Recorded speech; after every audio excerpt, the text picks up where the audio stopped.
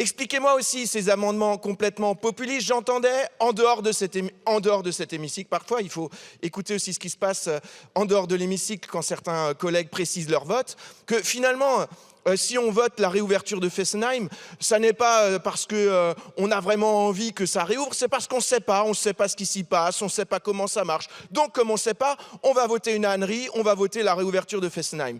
Permettez-moi de vous dire, chers collègues, permettez-moi de vous dire que tout ce qui se passe à Fessenheim est transparent. Je suis président de la commission locale d'information et de surveillance. Tout ce qui se passe est transparent. Vous pouvez savoir exactement où on en est de chaque élément du pré-démantèlement, de chaque élément de préparation au démantèlement. Et je me suis battu. Je me suis battu contre la fermeture de Fessenheim, peut-être de façon beaucoup plus constante que le Rassemblement national, de façon beaucoup plus stable que le Rassemblement national qui, à un moment donné, a quand même très largement douté de la place du nucléaire dans notre mix énergétique.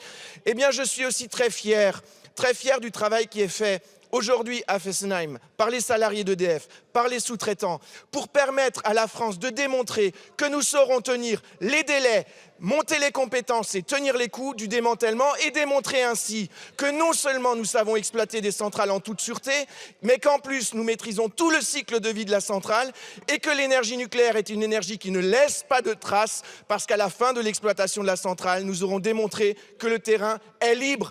Et le terrain libre à Fessenheim permettra alors de construire une nouvelle centrale. Je le souhaite. De nouveaux réacteurs, je le souhaite. Mais je tiens à le dire, il faut que les choses soient claires. Le site de Fessenheim ne peut pas redémarrer en l'état. Ce serait une hérésie. Et c'est le député de Fessenheim qui vous le dit. À un moment donné, les coups de com', à la fin, ça décrédibilise tout le travail que nous essayons de faire, même si, évidemment, le principe même de la discussion de cette loi n'est pas crédible. Voilà, mes chers collègues du Rassemblement national, plutôt que de voter la réouverture absurde de 2 réacteurs qui sont déjà en train d'être démantelés, j'attends votre soutien, j'attends le soutien de vos cadres locaux pour la construction du technocentre à Fessenheim, auquel vos cadres locaux du Rassemblement national s'opposent, alors même qu'il s'agit d'un projet qui permet enfin de boucler toutes les zones du cycle de la matière, du cycle des réacteurs nucléaires, et ainsi de faire en sorte que la démonstration est faite en France. Nous maîtrisons toute la durée de vie d'une centrale nucléaire.